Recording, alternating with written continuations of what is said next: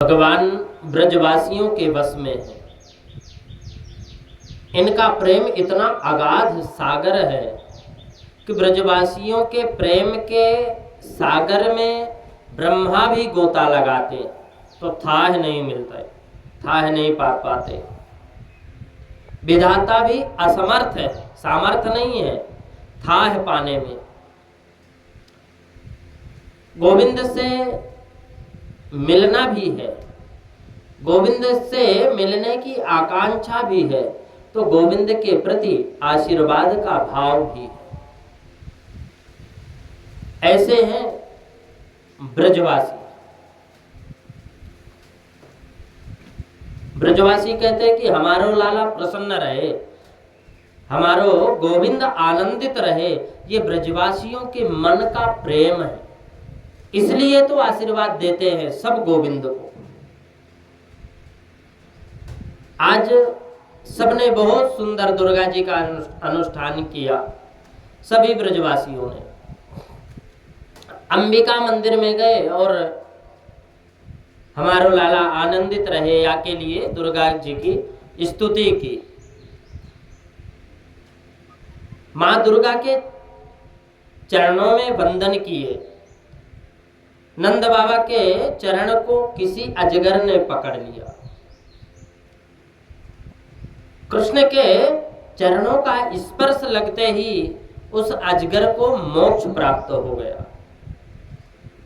कंस के पास तो एक ही तार है कि कैसे कृष्ण को मारे। दिन रात वो इसी पीड़ा में और इसी विचार में पड़ा रहता है। भगवान को मारने के लिए राक्षस भेजा, शंखचूड़, मायासुर, अरिष्टासुर, तीनों को अलग अलग भेजा। तीनों का मेरे भगवान गोविंद ने क्रमशः उद्धार कर दिया। इधर नारद जी के मन में एक विचार हुआ कि एक भावना जागी कि मेरे प्रभु तो अपनी लीला करने में व्यस्त हैं। नारद जी के नेत्र सजल हो गए। ऐसा कोई नाटक करूं, ऐसी कोई लीला करूं कि गोविंद उद्धार कर दे कंस का। नारद जी महाराज सीधे कंस के पास जाकर के खड़े हुए। संत नारद जी का मथुरा में पधारे तो कंस ने उनका बहुत स्वागत किया नारद जी का। आइए भगवान पधारिए। नारद जी ने कहा, क्या पधारे राजन, ये बताओ कृष्ण बलराम को कब मारोगे? 11वें वर्ष में प्रवेश कर रहे, तुम वृद्ध होते चले जाओगे और वो युवा होते चले जाएंगे। तुम्हारी ताकत क्षीण होती चली जाएगी, उनकी ताकत बढ़ती चली जाएगी। क्या करोगे?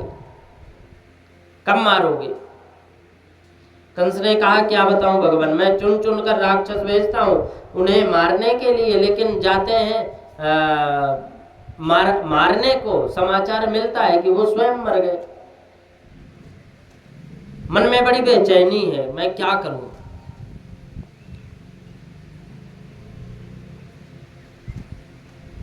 मैं क्या करूं? नारद जी ने बोला, कहिए महाराज क्या आज्ञा है? बोले भगवान शिव ने जो धनुष तुम्हें दिया है ना, वो धनुष यज्ञ का एक अद्भुत मेला करो। आसपास के ग्रामीण अंचल के प्रेमियों को उसमें आमंत्रित करो। कृष्ण बलराम के प्रति भी सहानुभूति का प्रदर्शन करो और दोनों भैया को उस मेले में आमंत्रित करो। अक्रूर जी कृष्ण के काका होते, काका लगते हैं अक्रूर जी भगवान श्री कृष्ण के। उन्हें इस कार्य के लिए उत्प्रेरित करो। नारद जी कहते हैं कि अक्रूर जब कृष्ण बलराम को लेने जाएंगे और जब लेकर के आएंगे, दोनों भाई मेला देखने में लगेंगे, दोनों को धोखे से मार देना। ये कार्य तुम्हें करना है। कंस ने कहा, आपका आशीर्वाद रहा तो यही भी पूर्ण हो जाएगा। कुछ सुनना नहीं चाहता, मैं तो परसों तुम्हारी विजयी देखना चाहता हूं।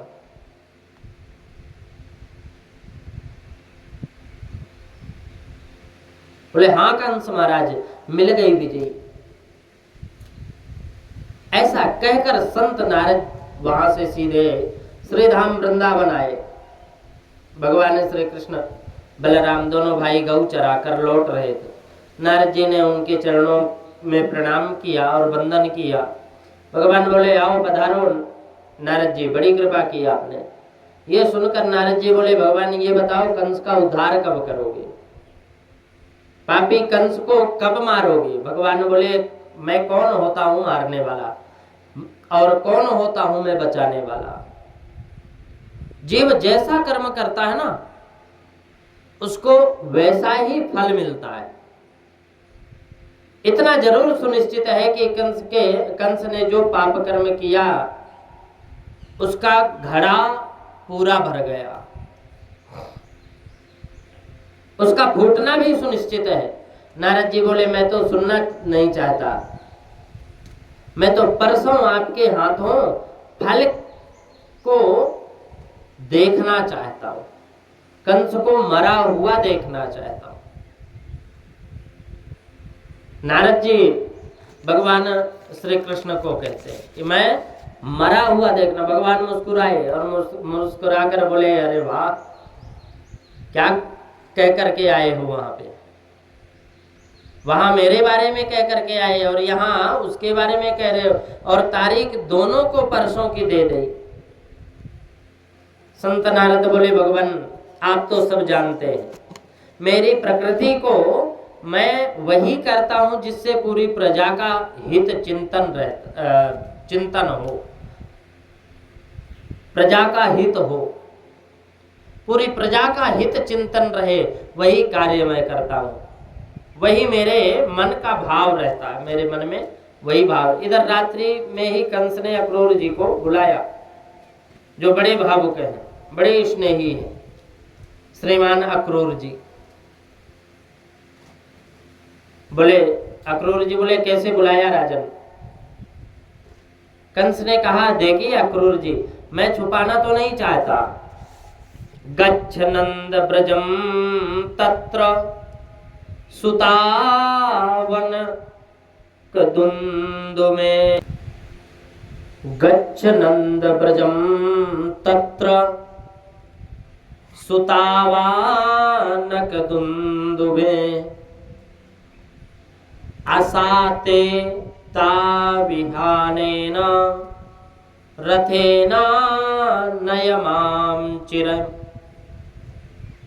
आपको वृंदावन जाना है, गच्छ नंद ब्रजम तत्र, वृंदावन जाओ और वहां जा करके आपको एक कार्य करना है। क्या? आनंद दुंदुभि वसुदेव जी के जो दो पुत्र हैं, सुतावानक दुंदुमे, जो आनक दुंदुभि सुखदेव जी के सुत हैं, दो पुत्र हैं कृष्ण और बलराम, उन दोनों पुत्रों को लेकर के मथुरा आना है। असाते ताविहानेना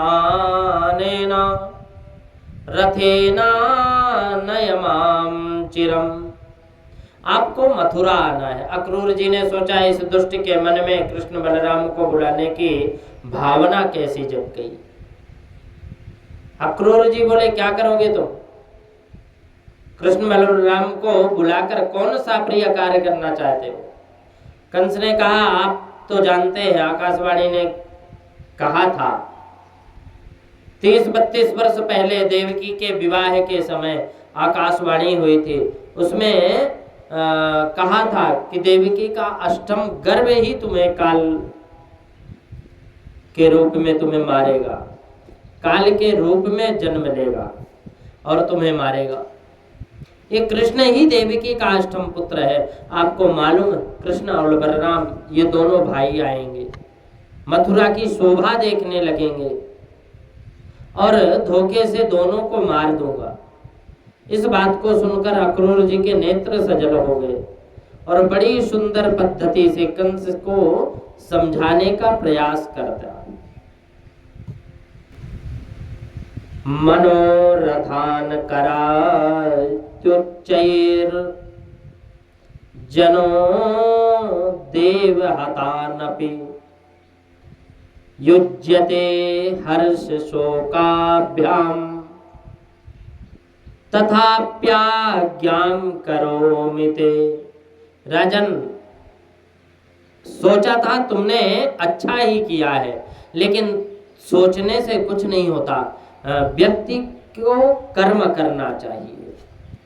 ये मानव की सबसे बड़ी भ्रांति है कि वो सोचता बहुत कुछ है पर करता कुछ भी नहीं। ऐसा करेंगे तो वैसा होगा, क्या क्या विचार कर लेता है मन में, लेकिन होता कुछ नहीं। जो गोविंद को प्रिय होता है ना, वही होता है। देह के अधीन होने के बावजूद मनुष्य कहता है कि मैं ऐसा कर लूंगा।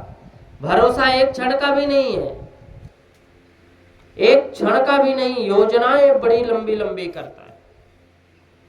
मैं समझाता हूं कि ये मानव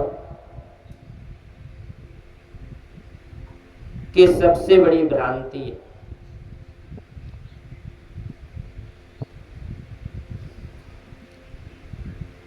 इससे बड़ी भ्रांति और कुछ नहीं हो सकती। रात्रि का समय, रात्रि भर बैठ करके अक्रूर जी कंस को समझाया, लेकिन कंस के समझ में नहीं आया। कंस कहता है पाषाण मत सुनाओ, वो भाषण मत सुनाओ, मुझे भाषण नहीं सुनना, मैंने जो कहा है वो करो।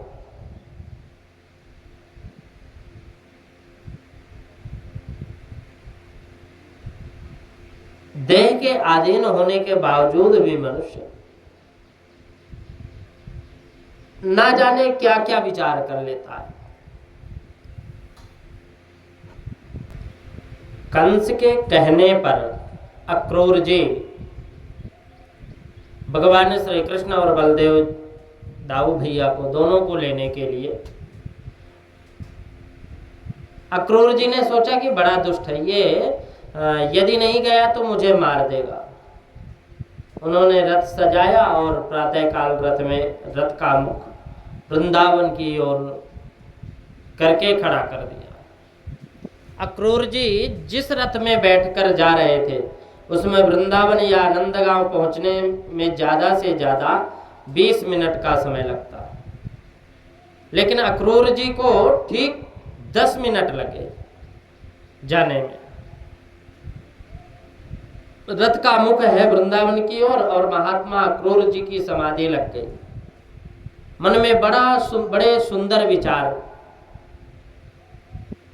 आ रहे हैं कि किम माया चरितम भद्रम किम तप्तम परमं तपः किम वथाप्यहृत तत्तम यद्रक्षं संबंध केशवम। अक्रूर जी के मन में विचार आता है कि ऐसा कौन सा सुंदर कार्य मैंने किया, कि ऐसा सत्कर्म कौन सा किया, ऐसा पुण्य कौन सा किया कि आज केशव का मैं दर्शन करूंगा, अपने गोपाल का आज मैं दर्शन करूंगा। मेरे लिए सबसे बड़ी दुर्लभ बात यही है कि मैं भगवान श्री कृष्ण का मुझे दर्शन होंगे। बड़े बड़े मनीषी जिनके दर्शन के लिए तरसते रहते लेकिन दर्शन कर नहीं पाते, आज वही परात्पर अखिलेश्वर मुझे काका कहेगा और बाबा कहेगा, पता नहीं क्या क्या बोलेगा। ऐसा विचार सोचते सोचते संत अक्रूर जी की समाधि लग गई, रथ में ही लग गई समाधि। परिणाम ये हुआ कि जो घोड़ा है चलना भूल गए। कहीं जलाशय है तो कहीं पानी पीने में तन्मय हो गए, कहीं हरी घास खा रहे हैं, घास चरने में तन्मय, घास चरने में लग गए। तो परिणाम ये हुआ कि 15 से 20 मिनट के बदले 10 घंटे का समय वृंदावन पहुंचने में लगा। जहां से वृंदावन की सीमा प्रारंभ होती है ना, वहीं से अक्रूर जी की रथ से नीचे कूद पड़े। मैंने बालकृष्ण प्रभु, मेरे विचार करते हैं कि मेरे बालकृष्ण प्रभु गऊ चराकर लौट रहे थे। अक्रूर जी जैसे ही भगवान श्री कृष्ण ने देखा अक्रूर जी को, तो मन में बड़े प्रसन्न हुए। काका जी आ गए, काका जी आ गए, ऐसा कहकर महात्मा अक्रूर जी तो भाव विहल हो गए और आज पहली बार उनके चरणों की ओर प्रणाम करने दौड़े। कन्हैया ने स्वयं प्रणाम किया और बोले, आप तो हमारे पूज्य काका जी हैं, आप हमें प्रणाम क्यों कर रहे हो? आप हमें प्रणाम क्यों कर रहे हो? अक्रूर जी के नेत्र सजल हो गए। बोले, तुम्हारे यही नाटक तो विचित्र है लाला, लेकिन मैं यहाँ क्यों आया हूँ ये बताना कोई बहुत जरूरी नहीं है। कन्हैया ने कहा कि भगवान ने कहा कि कंस ने हमें मारने के लिए मथुरा बुलाया है। काका जी, आज आप मेरे ब्रजवासी सखाओं से ये बात कभी बताना नहीं कि कंस ने हमें मारने के लिए बुलाया। ये लोग रो रो करके मर जाएंगे, मेरी याद में इनके जीवन का सर्वस्व केवल मैं हूं, इसलिए ये इनको बताना मत। कन्हैया ने भगवान ने कहा कि कंस ने हमें मारने के लिए मथुरा में बुलाया, आप बताना मत। भगवान श्री कृष्ण और बलराम जी श्री अक्रूर जी को लेकर के महल में पधारे। नंद यशोदा ने उनका बहुत सत्कार किया। भोजन आदि से निवृत्त होकर नंद यशोदा अक्रूर जी के पास में बैठे। उधर पूरे वृंदावन में समाचार फैल गया, कोई परदेसी आया है, कोई परदेसी आया। रात्रि में नंद जी ने पूछा, कहिए कैसे आना हुआ? अक्रूर जी बोले, मैं बलराम और कृष्ण को लेने आया हूं। कंस के यहाँ बहुत बड़ा धनुष यज्ञ का मेला है, आसपास के सभी ग्रामीण अंचल के लोग जा रहे हैं, इसीलिए मैंने भी इन्हें लेने आ गए। मैं लेने आ गया। मैया यशोदा भोजन करने बैठी थी। उन्होंने जैसे ही कृष्ण बलराम को ले जाने की बात सुनी, उनके हाथ से ग्रास छूट गया। रोती हुई बोली कि मेरे प्राणों की आवश्यकता किसी को है तो मैं सहारस दे सकती हूँ, लेकिन मैं कन्हैया को अपने आंखों से दूर नहीं कर सकती। भगवान श्री कृष्ण और बलराम दोनों मचल गए। मैया, मुझे तो हमें कबहू कहीं नहीं जान देवे, हम तो जाएंगे। अब रोने ही लग गए। नंद जी ने कहा कि कब तक बच्चों को छुपा कर रखोगी, कभी तो इन्हें जाना ही होगा। सुनो देवी, तुम ज्यादा चिंता मत करो, कृष्ण के मित्रों के साथ मैं पैदल प्रस्थान करके जाऊंगा। रथ में बैठकर कन्हैया आएंगे और एक दो दिन इन्हें मथुरा में घुमाकर वापस लेकर के आ जाएंगे। अब सारे ब्रजमंडल में समाचार फैल गया, कल प्रातःकाल कन्हैया चला जाएगा। मैया यशोदा की आंखों की नींद उड़ गई। हजारों गोपियां कृष्ण के महल के द्वार पर खड़ी हैं। कृष्ण के मित्र और बाबा तो पैदल प्रस्थान कर गए। अर्धरात्रि का समय था। गोविंद ने देखा पलंग पर माँ यशोदा नहीं। मैया को आवाज लगाई, माँ तू कहाँ है? जाकर देखा कि खंभे से सर लगाए बैठी। मैया के गोद में बैठ करके मेरे कन्हैया ने मैया के आंखों से आंसू पोंछे। भगवान कहते मैया तू काहे को रोबे। मैया ने कही लाला मैं सोचू कि तू कल मथुरा चले जाओगे, तेरे बिना एक एक पल जीना कैसे व्यतीत करोगी। गोविंद से बोले मैया, गोविंद बोले कि मैया तो चिंता मत कर, मैं जल्दी ही वापस आऊंगा। प्रातः 4 बजे ब्रह्म मुहूर्त में जैसे ही महल के मुख्य द्वार को खोला तो गोपाल ने नजर डालकर देखा तो लाखों गोपियां खड़ी हैं। उनके मध्य में किशोरी श्री राधा जी हैं। अक्रूर जी रथ को सजा रहे हैं। कन्हैया और बलराम को साथ लेकर रथ की ओर बढ़े तो गोपियों के नेत्र से नेत्र बहना प्रारंभ हो गए, नेत्रों से आंसू बहना प्रारंभ हो गए। गोपाल से हाथ जोड़कर बोले लाला आपको हम जान नहीं देंगे। आपने ये कैसे सोच लिया कि हम आपको जाने देंगे, और ये कैसे सोच लिया कि हमें छोड़ करके आप जा सकते हो। अहो विधाता स्तव, ये गोपियों ने विधाता की ओर देखा और कहा, भगवान के तरफ देख करके कहती हैं गोपियां कि अहो विधाता स्तव न क्वचित दया संयोज्य मैत्र्या प्रणयन देना। विधाता, हे विधाता, तुम्हारे मन में जरा भी करुणा नहीं है, जरा भी तुम्हारे मन में प्रेम नहीं है। अहो विधाता तव न क्वचित क्वचित दया संयोज्य मैत्रा प्रणयन देहिना। तुम्हारे मन में जरा भी करुणा नहीं है, जरा भी तुम्हारे मन में प्रेम नहीं है।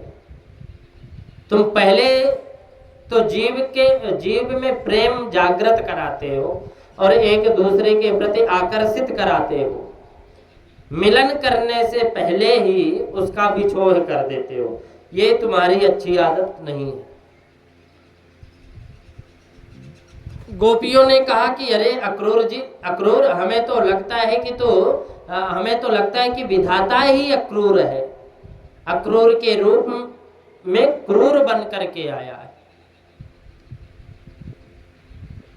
कृष्ण बलराम जो हमारे प्राण हैं, उन्हें हमारी आंखों से दूर लेकर के जाना चाहता। एक गोपी ने कहा कि ये तो चल दिए, दौड़कर गोपी रथ के सामने लेट गई। लाला हम आपको नहीं जाने देंगे, जाना है तो हमारे ऊपर से रथ लेकर के जाओ, ऐसे तो नहीं जा सकते। गोविंद रथ से नीचे उतर कर आए और गोपियों को प्रणाम करके कहा, देवियों मैं देवताओं के समान लंबी उम्र पाकर भी आपके ऋण से उऋण नहीं हो सकता। किशोरी जी आप तो सब जानती हैं, यदि मैं मथुरा नहीं जाता तो मेरी आगे की लीलाएं संपन्न नहीं हो सकती। कृपया मुझे जाने की अनुमति प्रदान करें। जैसे ही गोपाल प्रणाम करके रथ में विराजित हुए तो माँ यशोदा महल से दौड़ करके आई। अरे लाला नेक रथ को रोक, मैया दौड़ती गिरती आ रही है। कृष्ण बलराम दोनों रथ से नीचे कूदे और कूदकर मैया के अंक से लिपट कर बोले, क्या बात है मैया। मैया ने प्रेमाश्रुओं से लाला के सिर को भिगो दिया और उनसे रोते हुए कहा कि बेटा मोको तो आज पतो चले कि तू मेरो पुत्र नहीं है, तू तो देवकी नंदन हो, तुम तो वसुदेव नंदन हो। बोले मेरा क्या अधिकार है, मेरा क्या अधिकार है।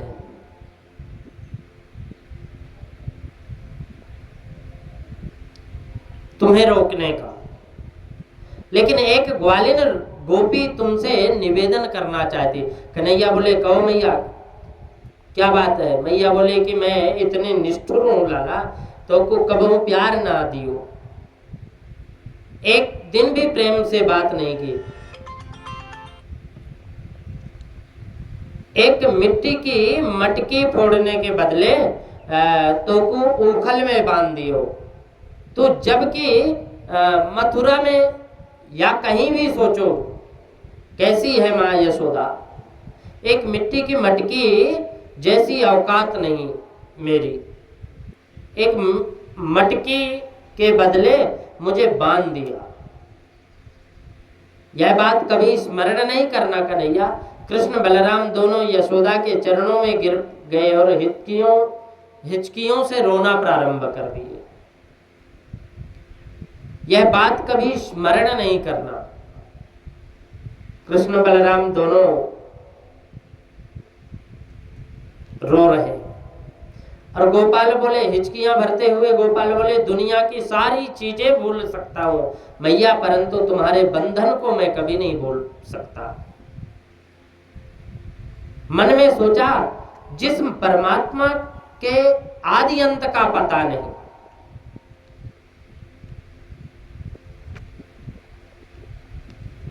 उसको बांधने की सामर्थ्य यदि किसी में है तो केवल माँ यशोदा के प्रेम में। बार बार मैया को वंदन किया और बार बार अपने ब्रज को प्रणाम करके फिर वहां से जब तक रथ की ध्वजा चमकती रही, रथ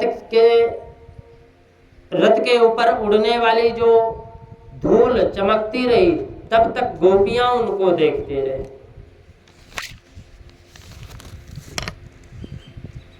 शायद लाला को हमारी याद आ जाए और वापस आ जाए। लेकिन अब रथ की ध्वजा और धूल का चमकना भी बंद हो गया, तो गोपियों ने अपने हृदय पर धैर्य का पत्थर रख करके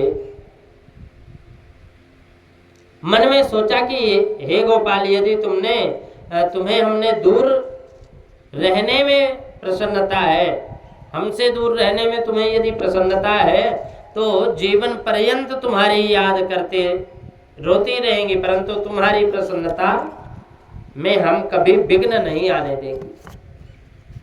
इसलिए जिस दिन से भगवान श्री कृष्ण मथुरा गए, ब्रज की गोपियों ने मथुरा जाकर माखन बेचना बंद कर दिया, क्योंकि हमारे जाने से हमारे कृष्ण की स्वतंत्रता में किसी भी प्रकार का व्यवधान आता है तो ऐसा हम कभी नहीं कर सकते, ऐसा हम कभी नहीं करेंगे। लेकिन ब्रजमंडल के इस विरह को देख करके अक्रूर जी का हृदय विदीर्ण होने लगा। उन्होंने सोचा कि मैंने अच्छा नहीं किया, रोते बिलखते इन ब्रजवासियों को छोड़कर चल दिया। मैं यमुना जी में स्नान करके जब करते वक्त अक्रूर जी ने शेष नाग पर गोविंद का दर्शन किया, तो उनके संदेह की निवृत्ति हो गई कि जो हम सोच रहे थे ना, अब वो होने वाला नहीं, ये तो स्वयं साक्षात परब्रह्म है, परमात्मा है, इन्हें मारने की कोई सामर्थ्य किसी में नहीं है, तो कंस में कैसे हो सकती है? कोई नहीं मार सकता इनको। कृष्ण के मित्र और नंद बाबा मथुरा के पास यमुना बाग में रुके हुए। कृष्ण बलराम ने जाकर उन्हें प्रणाम किया। नंद बाबा बहुत प्रसन्न हुए। अच्छो आया लाला, तू आ गयो? कन्हैया बोले, हाँ बाबा, मथुरा नगरी दूर से तो बड़ी अच्छी दिख रही है। अक्रूर जी बोले, ये सुंदर सुंदर अट्टालिकाएं दिख रही है ना कन्हैया, ये अट्टालिकाओं में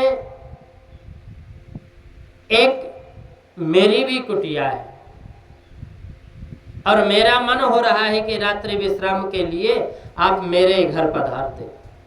कन्हैया बोले, काका जी, अभी तो मैं किसी के भी घर आने के लिए बाध्य नहीं हूँ, मुझे क्षमा करें, वैसे समय मिलने पर मैं प्रयास करूंगा। ऐसा कहकर संत अक्रूर जी को विदा कर दिया। अब अक्रूर जी के मन में तो ये बात पक्का विश्वास हो गया कि ये तो परब्रह्म है, कोई सामर्थ्य नहीं है कि कंस इनका बाल बांका भी कर सके। इसलिए कंस को जाकर कह दिया कि मेरा कार्य मैंने कर दिया, अब आगे तुम जानो, तुम्हारा काम जाने। कंस ने सारी नगरी की सजावट का आदेश दे दिया, लोगों को निर्देश कर दिया कि मार्ग में कृष्ण बलराम का कोई स्वागत ना करे। लेकिन मथुरावासी तो कितने वर्षों से आस लगाए बैठे थे। जीवन में आशा करनी है तो गोविंद से मिलने की आशा करो, भगवान के मिलने की आशा करो।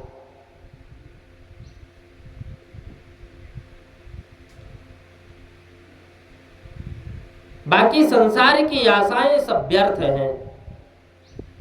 जीवन में जो भी करो परमात्मा से जोड़ करके करो, जो भी करना है परमात्मा से जोड़ करके करो, तो वो सार्थक होगा। अभिमान करना बुरी बात नहीं है, लेकिन रामायण में सुतीक्षण जी कहते हैं कि अस अभिमान जाहिम जन घोरे, अस अभिमान जाहि जन घोरे, मैं सेवक रघुपति पति मोरे। क्रोध भी करो तो परमात्मा से करो। आखिर क्रोध भी किसके लिए बना है? क्रोध तो यदि किसी के लिए बना तो किस लिए करना है, किसके लिए करना है? वो गोविंद से करो क्रोध। ब्रजवासियों को क्रोध आता है तो कन्हैया के गाल पर गुलचा मारकर घोड़ा बना करके बैठ जाते हैं। खेलत में को काको गुसैया। एक व्यक्ति ने एक संत से पूछे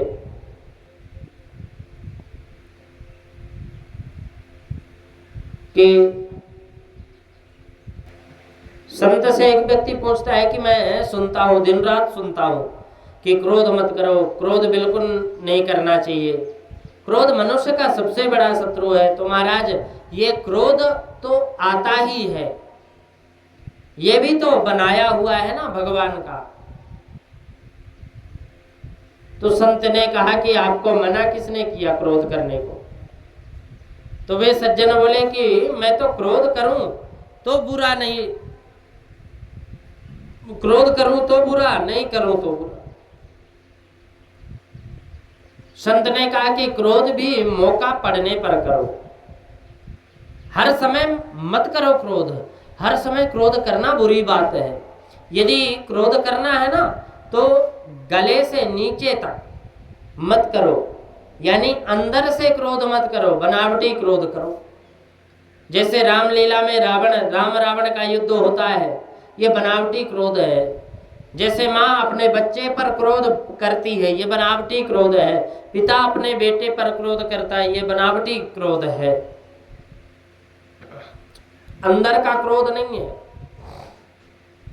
गीता में भगवान कहते हैं कि क्रोधात् भवति सम्मोह, सम्मोहा स्मृतिर्विभ्रम। क्रोध से सम्मोह पैदा होता है और उससे स्मृति में विभ्रम पैदा होती है, और स्मृति में विभ्रम होने से बुद्धि नष्ट हो जाती है।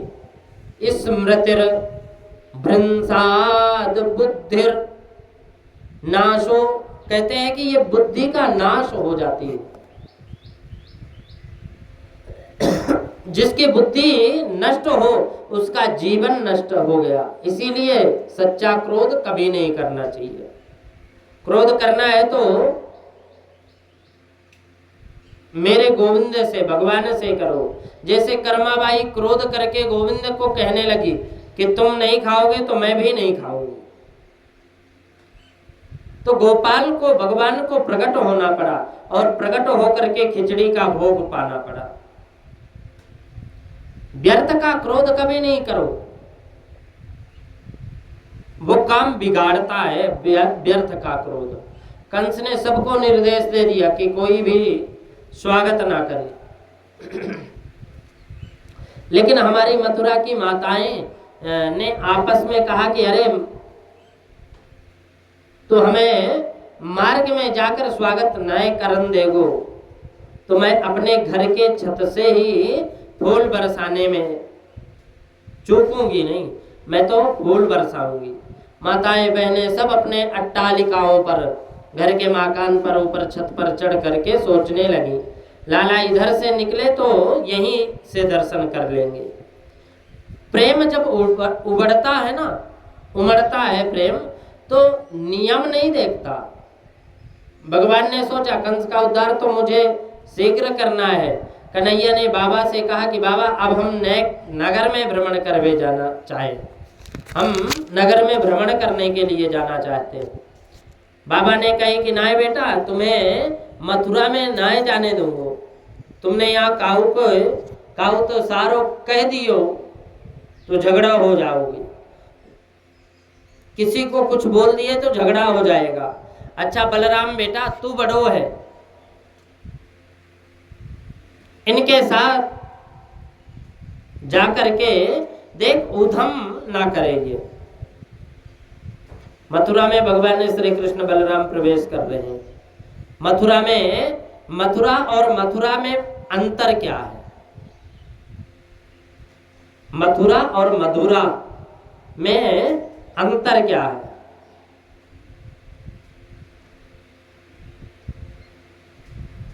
हृदय में यदि भावनाओं के माधुर्य के प्रति आकर्षण है तो वो मथुरा है, और जिनके वासनाओं को छूकर त्याग दिया उसी का नाम मथुरा है। वासनाओं को यदि हम त्याग देंगे तो हमारा मन मथुरा हो जाएगा, और यदि हृदय को मथुरा बनाओगे तो गोविंद उस गली में जरूर आएगा, वो बिना बुलाए आएगा, क्योंकि उनको आने की जगह अच्छी बन जाती है। एक साधारण मनुष्य भी किसी के यहाँ जब जाता है ना, तो वो चाहता है कि शुद्ध स्थान मिले, पवित्र स्थान मिले, भगवान को हृदय में बैठाना चाहा। गंदगी को बाहर करोगे ना तो भगवान अंदर प्रवेश करेंगे। काम क्रोध मद मोह लोभ को सब बाहर हटाओगे ना तो भगवान फिर अंदर प्रवेश करेंगे। खाली जगह देखकर ही भगवान आते हैं। अंतःकरण जिसका निर्मल बनेगा उसी में भगवान अपना आसन जमाते हैं। मन को निर्मल करने का एकमात्र साधन है भगवान नाम स्मरण, भगवान का स्मरण करना। मथुरा के नर नारी गोपाल का स्वागत करते हैं, भगवान का स्वागत। आज कृष्ण की उम्र 11 वर्ष 55 दिन, 11 वर्ष 55 दिन का नन्हा बाल कृष्ण मथुरा की गलियों में जा रहे हैं। माताएं गोविंद के ऊपर वर्षा कर रहे हैं पुष्पों की, फूलों की। परमात्मा को सोना नहीं चाहिए, चांदी नहीं चाहिए, जवाहरात नहीं चाहिए। परमात्मा को सुंदर मन चाहिए। सुमन का सरल सा अर्थ है सुंदर मन। सुंदर मन जिसने उन्हें अर्पण कर दिया तो वो प्रसन्न हो गए। और जब फूल बरसने लगे तो कन्हैया के जो छोटे छोटे सखा है उन्हें बड़ा संकोच लगा। सब सखा बोले लाला हमें तो शर्म लगे रही है। कन्हैया ने कहा काय बात की शर्म लग रही है? भगवान जब बोले तो अब आगे देखो। मथुरा में प्रवेश करते ही हमारे ऊपर ये मथुरा वासी कैसे फूल बरसा रहे हैं। जब मथुरा में घूमते ही इतने फूल बरस रहे हैं तो मामा कंस के दरबार में जाने में कितना स्वागत होए, वो कितना स्वागत होगा। कन्हैया ने सोचा कितने भोले हैं ये सखा, इन्हें क्या मालूम कि कंस ने हमें बुलाया क्यों है। ये तो समझ रहे हैं कि मामा जी घी बूरे की थाली हमारे स्वागत के लिए सामने रखेंगे, खीर मालपुआ हमारे स्वागत के लिए रखेंगे। इनको क्या पता कि ये मारने के लिए बुलाएंगे। भगवान कृष्ण ने कहा कि ठीक है, ठीक है, तुम सबके वस्त्र की व्यवस्था करता हूं। अब श्री कृष्ण यमुना जी के किनारे एक धोबी के पास गए और बड़े स्नेह के साथ कहा कि मामा जी राम राम। उसने तो देखा ही नहीं। कृष्ण ने फिर से कहा मामा जी राम राम, कंस महाराज के भांजे हैं हम, उनसे मिलने जा रहे हैं। हमारे सखान के पास वस्त्रन की कमी है, आप जरा वस्त्र दे दो, उन्हें पहनकर उनसे मिलकर आ जाएंगे और फिर लौटा देंगे। धोबी ने कहा रे ग्वालियों, जीवन भर तुमने पोखर का पानी पिया, बेजड़ की रोटी खाई गुड़ के साथ में, और महाराज के वस्त्रों को पहनने की अभिलाषा करते हो, चले जाओ यहां से। जो काम महाराज कंस को करना है वो पहले मैं ही कर दूंगा, घंटे 2 घंटे और मेहमान हो तुम, जाओ। ऐसी अभद्र भाषण जब किया तो भगवान कृष्ण से बोला, भगवान श्री कृष्ण से बोला तो कन्हैया ने बोले कि देखो हम तो आपसे मामा जी कह रहे हैं और आप बड़ी गुस्से में कह रहे हो। धोबी डंडा लेकर मारने दौड़ा तो मेरे वाले कृष्ण लाल की अंगुली पकड़कर एक छोटा सा सखा चल रहा था। इन्हें इस बात का मन में गुमान है कि हम कन्हैया के मित्र हैं, हम कन्हैया के मित्र हैं, ऐसा गुमान है। मेरे बाल कृष्ण की अंगुली पकड़कर एक छोटा सखा चल रहा। जब धोबी डंडा लेकर मारने दौड़ा तो उस नन्हे से सखा ने कहा कन्हैया होगी सो देखी जाएगी, तू पूतना को मारा है, वैसे ही इसको भी मार दे। धोबी जब मारने दौड़ा तो बाल कृष्ण लाल अपना छोटा सा हाथ उसके मुख पर मारा और उसका तो सिर ही धड़ से अलग हो गया।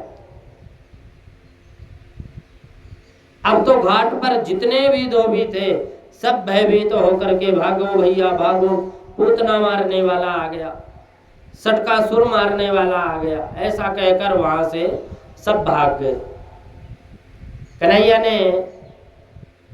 कन्हैया बोले भैया जितने वस्त्र चाहिए पहन लो। नन्हे नन्हे सखा वस्त्रों की पोटली बनाकर खोली, बनी हुई थी तो पोटली को खोली और खोल करके वस्त्र पहनने लगी। लेकिन बड़ी समस्या थी, वस्त्र है 15 हाथ के और ये है 3.5 हाथ के। चमकीले वस्त्रों को देखकर पहन तो लिया, अब बाजू 1.5 हाथ नीचे लटक रहे हैं, नीचे सड़क साफ कर रहे हैं, बिना झाड़ू ही सड़क साफ हो रही है। तो और शर्म लगे, लाला ये तो मांगनों से लगे, जैसे मांग रहे हैं ना, मांगने वालों जैसे लग रहा है। भगवान बोले कि मैं व्यवस्था करता हूं, चिंता मत करो। ततस्तु बायकः प्रेतस् तयोर्वर्ष कल्पयत। भगवान एक दर्जी के घर पधारे और दर्जी के यहाँ जाकर के दर्जी के पास जब गए तो संयोगवश वो भी कृष्ण का भक्त था, कंस का नौकर था। उसने खिड़की से गोपाल को आते देखा, उसने स्वरूप के अनुरूप वस्त्रों को बनाकर जी वस्त्रों को बना दिया। एक सुदामा नाम का माली था। ततः सुदाम्नो भवनम मालाकारस्य जगमतु। एक सुदामा नाम का माली था। माली के घर पर उसने सबको माला पहनाई अपने घर पे। भगवान श्री कृष्ण ने उससे भक्ति का वरदान दे दिया। सबने वस्त्र पहने, माला पहनी, अब कमी रह गई चंदन की। तो राजमार्ग में, राजा के मार्ग में श्री कृष्ण अब सखाओं के संग जा रहे हैं। सामने से एक विचित्र प्रकार की नारी आ रही। 3 जगह से उसकी कमर टेढ़ी थी, चेहरा बड़ा भत्सा, काली थी, डरावना चेहरा था। उसके हाथ में चंदन का कटोरा था। ज्यादा कुरूपिणी होने की वजह से अपने चेहरे को घूंघट में ढक रखी थी। लेकिन भगवान किसी के चमड़े को नहीं देखते, गोरा है कि काला है। ये भगवान श्री कृष्ण ये नहीं देखते कि ये अपने आभूषण क्या पहने। वो तो आपके मन को देखता, पकड़ता है। संसार के सभ्य कहलाने वाले लोग उस कुरूपिणी नारी से बात करना भी पसंद नहीं करते थे। जब वो गोविंद के बगल में होकर के निकली तो मेरे गोविंद उसके सामने जाकर के खड़े हो गए और बड़े स्नेह से पूछा, हे सुंदरी, सुंदरी जी आपका परिचय क्या है? कृष्ण ने पूछा, हाथ में चंदन की कटोरी लेकर किधर जा रही हो? भगवान ने पूछे कि चंदन की कटोरी लेकर के कहाँ जा रही हो सुंदरी? आपको बहुत अच्छा लगे तो आप अपना परिचय बताओ, अत्यंत अच्छा लगे तो चंदन हमें लगा दो। उसके तो मन में रसगुल्ले फूटने लगे। अपनी साड़ी के पल्लू हटाकर गोविंद को देखा और वो तो गदगद हो गई। हृदय में आनंद रूपी हिलोरें उठने लगी। कन्हैया से बोले, आपने मेरा परिचय पूछा? कृष्ण बोले, हाँ तुम्हारा परिचय पूछ रहा हूं। गोपाल क्या परिचय दूं? मैं कंस की दासी हूं, मेरा नाम तो सईरंध्री है, लेकिन कमर 3 जगह से टेढ़ी है। कोई मेरा नाम नहीं लेता। लोग मुझे कुब्जा कहते हैं, त्रिवक्रा कहते हैं।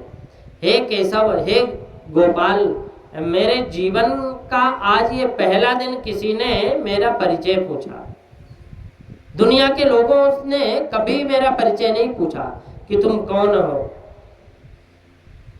मेरे द्वारा घिसा हुआ चंदन महाराज कंस को बड़ा प्रिय लगता है, लेकिन आज मेरा मन कह रहा है कि ये चंदन मैं आपको लगा दूं। क्या आप मेरे हाथ से घिसा हुआ चंदन स्वीकार करेंगे? भगवान कंस ने कहा कि हाँ बिल्कुल लगाओ। उस त्रिवक्रा ने भगवान श्री कृष्ण के सखाओं को चंदन लगाया, बलराम जी के मस्तक में चंदन लगाए, और जैसे ही मेरे गोविंद ने चंदन लगाया और गोपाल के नेत्रों से आंसू बह पड़े। सोचा ये रंग की काली है, त्रिवक्रा है, इसलिए लोग इससे बात भी नहीं करना चाहते। इसे भी तो मानवीय गुणों से जीने का अधिकार प्राप्त होना चाहिए।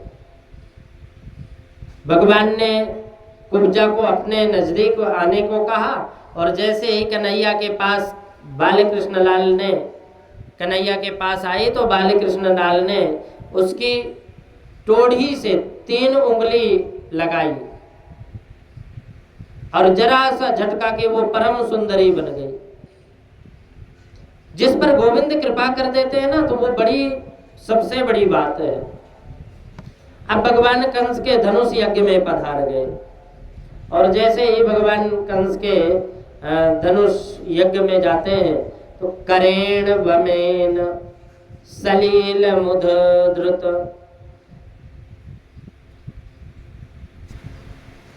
करेण वामेन सलिल मुतधृतं सज्जं च कृत्वा निमिषेण पश्यतां नृणां विकृष्य प्रभभञ्ज मध्यतो यथेच्छुदण्डं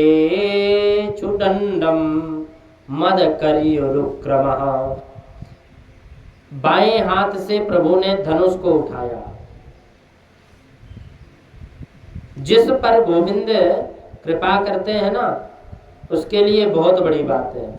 भगवान कंस के धनुष यज्ञ में पधारे और पधार करके भगवान कहते हैं कि जिस कार्य को करने के लिए आए हैं अब वो कार्य करना चाहिए। तो भगवान बाएं हाथ से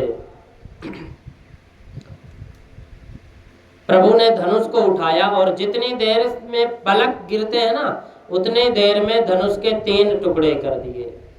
करेण वामेन सलिल मुतधृतम, वामेन बायां हाथ में लेकर के उस धनुष को तोड़ दिए। कितना टाइम लगा? जितने समय में पलक झपकते हैं। अब कुबलिया पीड़ नाम के हाथी को भी मार दिया।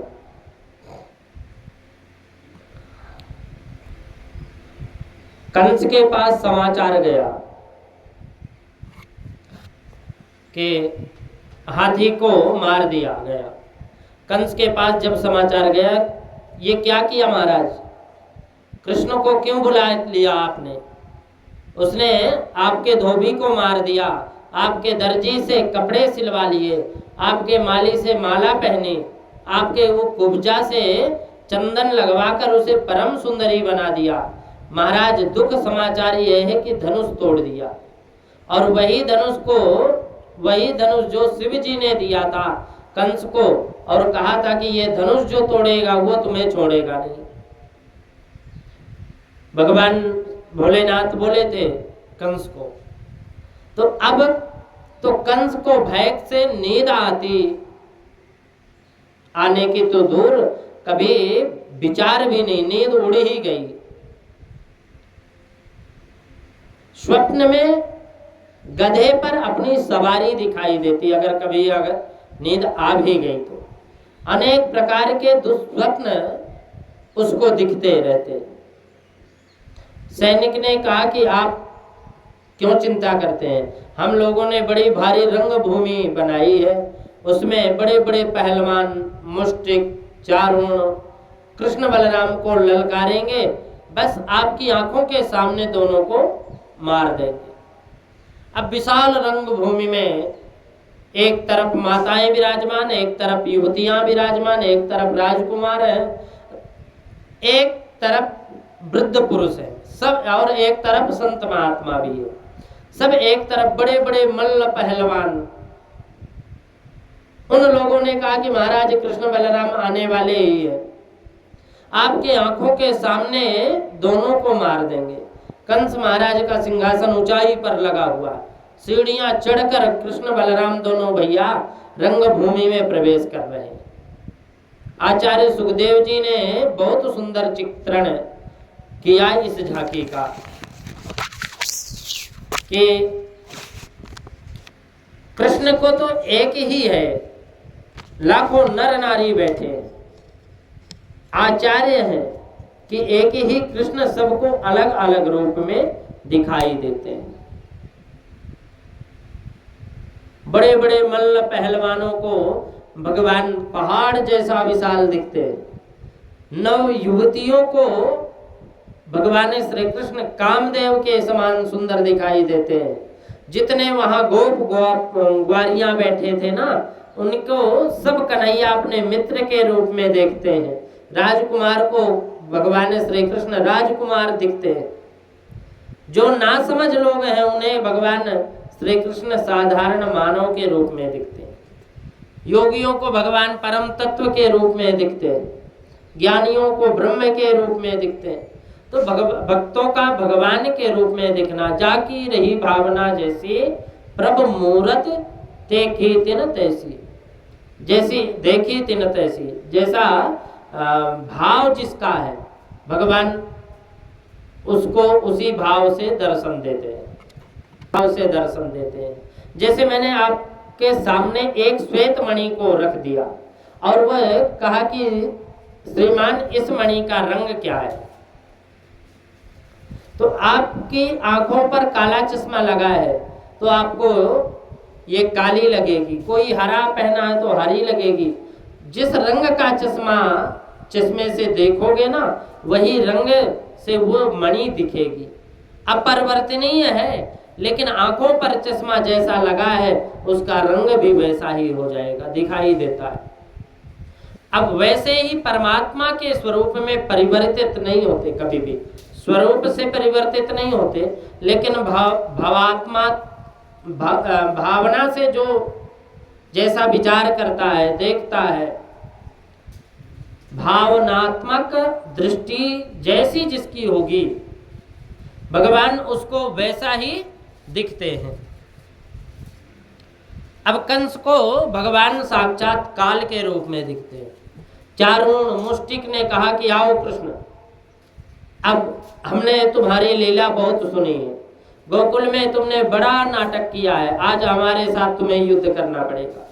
भगवान बोले लड़वे तो हम पे आवा ही ना है, यानी लड़ना तो हमें आता ही नहीं है। कैसे नहीं आता?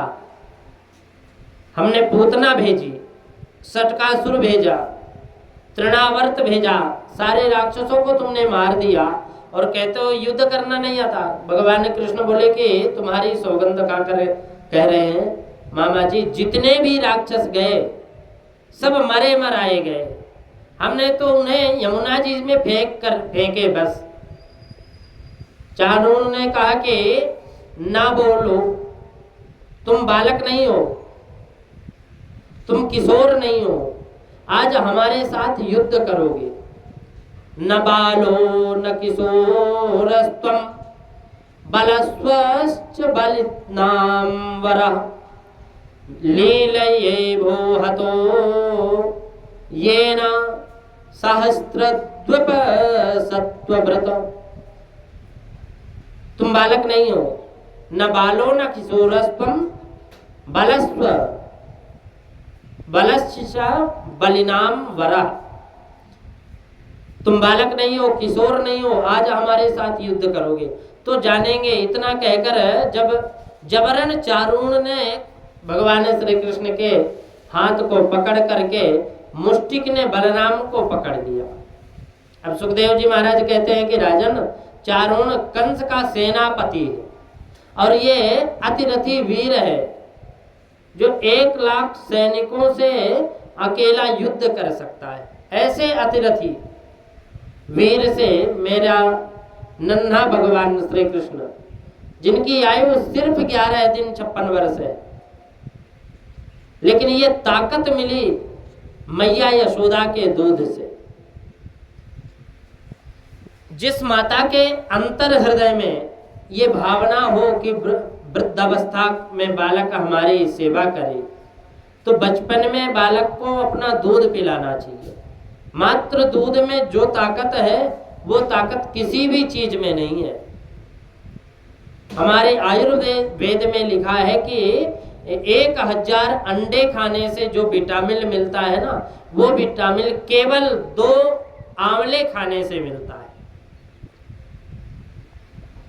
भगवान श्री कृष्ण ने इतने बड़े बड़े राक्षसों का उद्धार किया, इतने आतताइयों को मार दिया, वो सब दूध और दही के माखन की ताकत है। व्यक्ति को विशुद्ध शाकाहारी होना चाहिए। लंबी आयु और निरोगी काया से रहना है तो शाकाहार का सेवन करो। किसी प्रकार का रोग आपको घेर नहीं सकता। जो आनंद रूपी ताकत है, शारीरिक शक्ति है, आत्मबल है, वे हमारे शाकाहार में जितनी सन्निहित है, समाहित है, वो मांसाहार में नहीं है। तो भगवान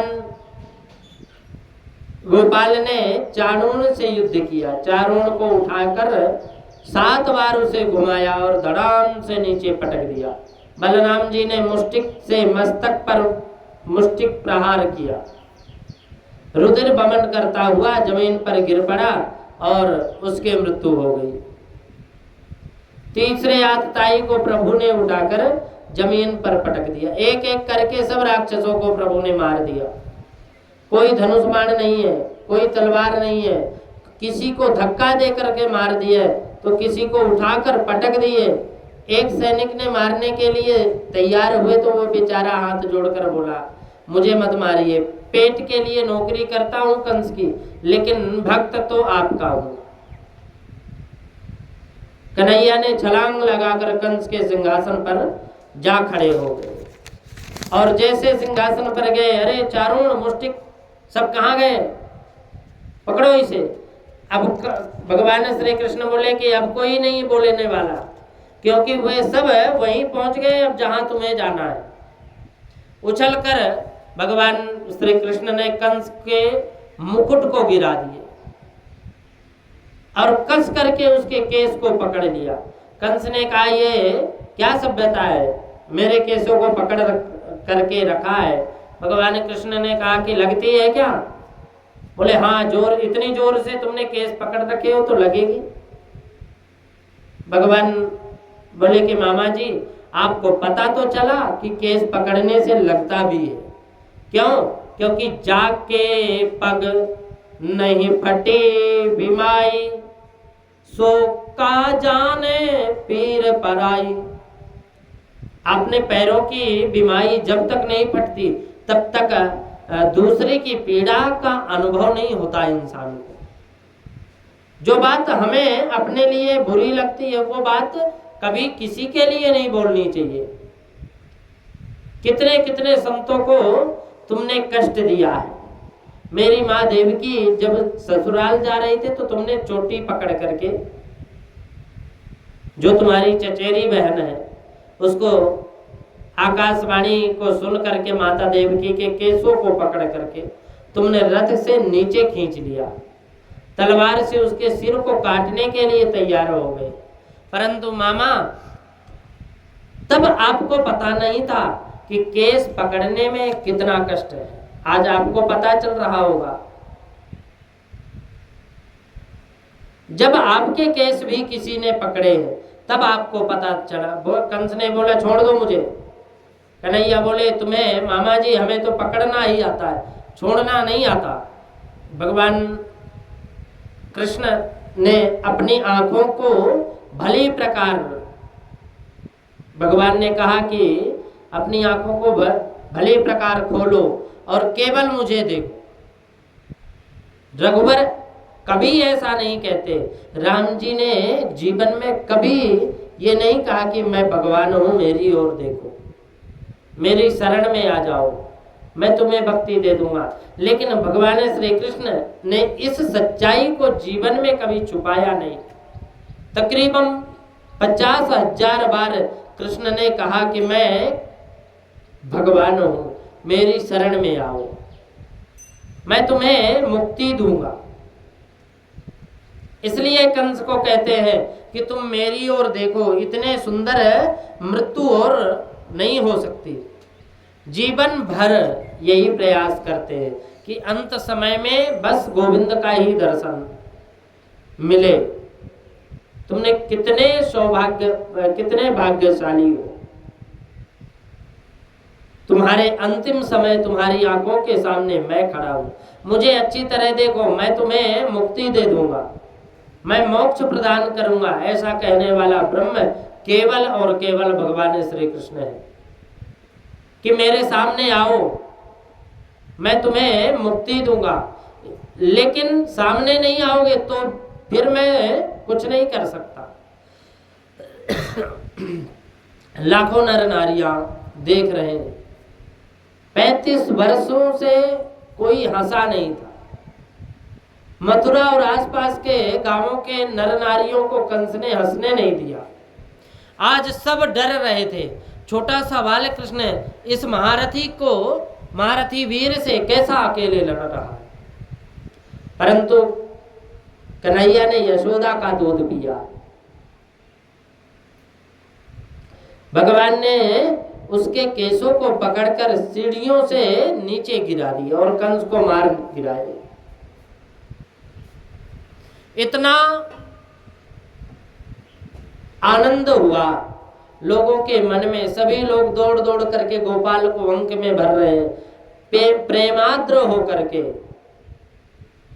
कंस के और 4 भाई थे, उनका भी उद्धार कर दिए भगवान ने। कंस की पत्नियां जब रुदन करने लगी तो गोविंद ने उनको आत्म उपदेश किया, आत्मा के प्रति उन्हें जागृत किया। और भगवान श्री कृष्ण की पत्नियों ने कृष्ण का हृदय से उद्धार किया। कंस की पत्नियों ने भगवान श्री कृष्ण का हृदय से उद्धार किया। कंस की पत्नियों का नाना उग्रसेन को राजगद्दी पर अभिषिक्त किया भगवान, और उग्रसेन की राजगद्दी पर बैठे भगवान। आज मेरे प्रभु ने अपने माता पिता के चरणों को प्रणाम किया, और शास्त्र में लिखा भी है कि अभिवादनशीलस्य नित्यं वृद्धोपसेविनः। नीति शास्त्र में है चत्वारि तस्य वर्धन्ते आयुर्विद्या यशो बलम। माता पिता के और गुरु के चरणों को प्रणाम करने वाला व्यक्ति को 4 चीजें मिलती है। कौन कौन से? चत्वारि तस्य वर्धन्ते आयुर्विद्या यशो बलम। 4 चीजें मिलती है, आयु, विद्या, यश और बल। माता पिता के चरणों में सिर नवाकर भगवान श्री कृष्ण प्रणाम किए और दोनों को बंधन से मुक्त किया। माता पिता से कहा कि मैं कैसा निकृष्ट पुत्र हूँ जो आपकी सेवा नहीं कर सका। वसुदेव जी ने अंक में भर लिया और कहा कृष्ण को कि बेटा आज मैं बहुत प्रसन्न हूँ। कितने लोगों के मुख की हंसी छीन ली थी कंस ने, आज तुमने वापस उस हंसी को दे दी। जो कार्य तुमने किया है वो मेरी सेवा से भी ऊंचा है। देवकी निहारती है बार बार गोविंद को और कहती यशोदा ने प्यार किया है लाला से, तभी तो 11 वर्ष 56 दिन का मेरा कृष्ण देवकी के एक एक दिन गिना था। देवकी ने एक एक दिन गिना था कि आज कितने दिन हो गए। 11 वर्ष 57 दिन चल रहा था। यदि यशोदा का वात्सल्य ना मिलता तो 11 वर्ष 56 दिन का भगवान श्री कृष्ण 16 वर्ष जैसे नहीं दिखते। ये यशोदा का प्रेम का प्रतीक है। और जब माँ का दुलार ज्यादा मिलता है ना तो बच्चों के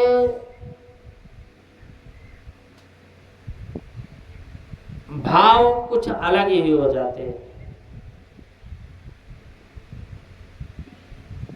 शरीर में स्फूर्ति आने लगती है, शरीर हृष्ट पुष्ट बन जाता है, शरीर निरोगी बन जाता है। कब? जब माँ का दुलार ज्यादा मिल जाए। देवकी ऐसे दुलार जीवन में नहीं दे सकती जो माँ यशोदा गोविंद को दे दिए। भगवान श्री कृष्ण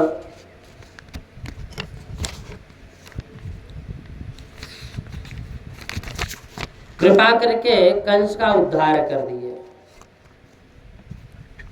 नंद बाबा कृष्ण के सखा सब कन्हैया से बोले लाला वृंदावन नहीं चलोगे? क्योंकि आते समय तूने मैया से कही थी मैं परसों आऊंगा, चलेगो कि नहीं? उस समय का दर्शन कोई नहीं कर सकता।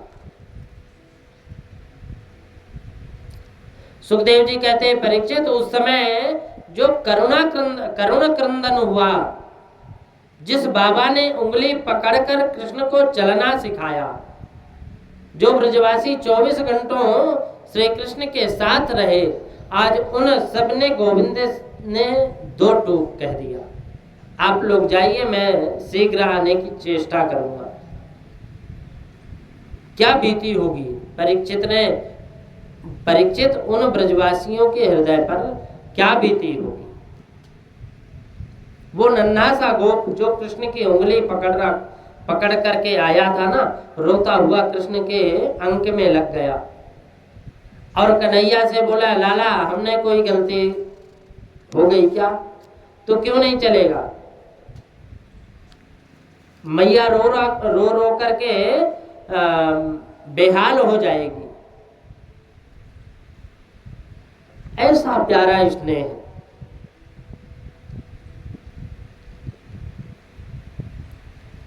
भगवान नंद बाबा बार बार पीछे की ओर देखते हैं मुड़ करके, और वहां से फिर चले गए। कृष्ण भगवान का हृदय फटा जा रहा है। नंद बाबा और मैया यशोदा जैसे दुलार उन्हें मिल नहीं सकता, लेकिन क्या करें, जब तक भगवान श्री कृष्ण ब्रज में रहे, ऐसा तपस्वी का जीवन जिया श्री कृष्ण ने कि आप उसका दर्शन करें। 11 वर्ष 54 दिन तक भगवान ब्रज में रहे और उतने दिन अपने चरणों में कभी पादुका नहीं पहनी, नंगे पैर रहे। कहीं वर्णन नहीं आता कि भगवान श्री कृष्ण चरण पादुका पहनी है। क्यों? क्योंकि भगवान श्री कृष्ण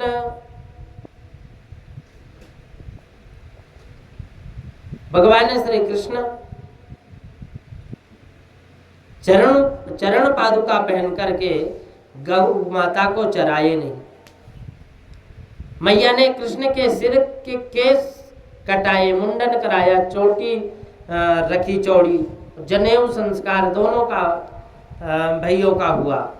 जनेऊ संस्कार होना ही चाहिए। 11 वर्ष 54 दिन तक कृष्ण ब्रज में रहे, उतने दिन चरणों में कभी पादुका नहीं पहनी। कहीं वर्णन नहीं आता कि पादुका पहनी। क्यों? क्योंकि जिनके सखा है, जितने भी सखा है, उनमें सब 90% सखा नितांत निपन्न है, अत्यंत गरीब है। इसलिए गोविंद ने सोचा, मेरे सखाओं के बीच में यदि चरण पादुका पहन करके जाऊंगा ना, तो ये मुझे बड़े बाप का समझेंगे। इसलिए फिर सरस भाव कैसे होगा? चरण पादुका पहने नहीं इतने दिन तक। भगवान उनका अपने सिर पर कभी केस नहीं कटाए। उनका संकल्प था कि जब तक ब्रजवासियों के पूरे संकट को दूर नहीं कर देंगे, तब मैं सिर से केस नहीं कटाऊंगा। तब तक एक अनुष्ठान था भगवान श्री कृष्ण का। और जब तक गोविंद ने भगवान श्री कृष्ण का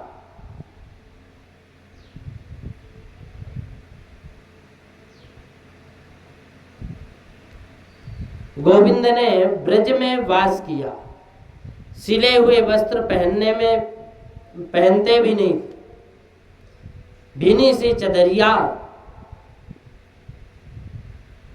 रखते थे।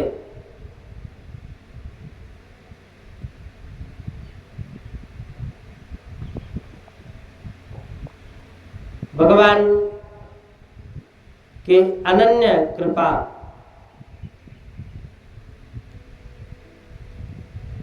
आज